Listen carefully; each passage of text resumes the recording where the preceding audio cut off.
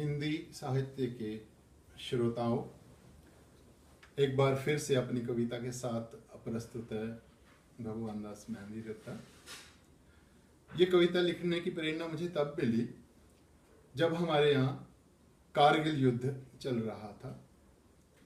उन दिनों अखबारों में बहुत सारे समाचार ऐसे आते थे जो दिल को दहला देते थे। हमारे बहुत जवान सैनिक जब शव में के तिरंगे में लिपटे हुए वापस आ रहे थे तो कुछ समाचार पत्रों में ये लिखा जा रहा था कि इनके हथियार सही नहीं हैं, विदेशी लड़ाकों के साथ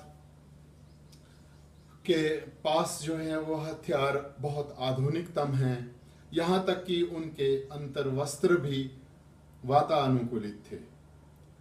तभी मेरे को एक कविता लिखने की प्रेरणा मिली। प्रस्तुत है वो कविता आपके सामने। सुनो जी मंत्री प्रधान, सुनो जी मंत्री प्रधान, मेरा देश है महान। मेरे देश की सीमा पे मेरे देश का जवान क्यों निहत्था खड़ा है, क्यों निहत्था खड़ा है। उस समय वीरप्पन तब तक जिंदा था और वीरप्पन तो आज उनका पर्यायवाची बन गया है स्मगलरों का, तो इसीलिए मैंने वीरप्पन शब्द का प्रयोग किया है इसमें।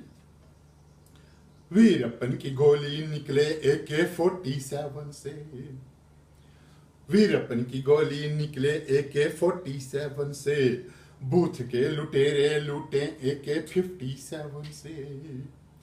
और सीमा पार से दुश्मन बोले 5140 से, सन 14 की लड़ाई वाली राइफल थामे खड़ा है। मेरे देश का जवान मेरे देश की सीमा पे क्यों निहत्था खड़ा है, क्यों निहत्था खड़ा है।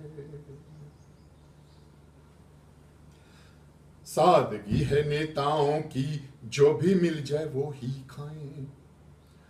सादगी है नेताओं की, जो भी मिल जाए वो ही खाएं।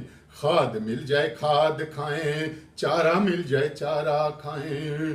खाद और चारे में चाहे चीनी को मिला के खाएं।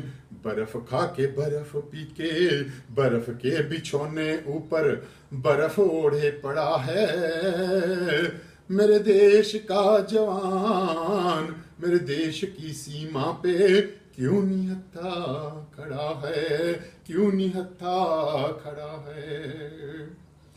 इरादे नापाक जिसके काम है नापाक, इरादे नापाक जिसके काम है नापाक।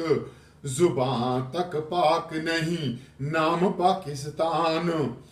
ओ बगल में जो छुरा रखे, बगल में जो छुरा रखे, मुंह से बोले राम। ऐसे देश की सीमा पे मेरे देश का जवान क्यों निहत्था खड़ा है, क्यों निहत्था खड़ा है।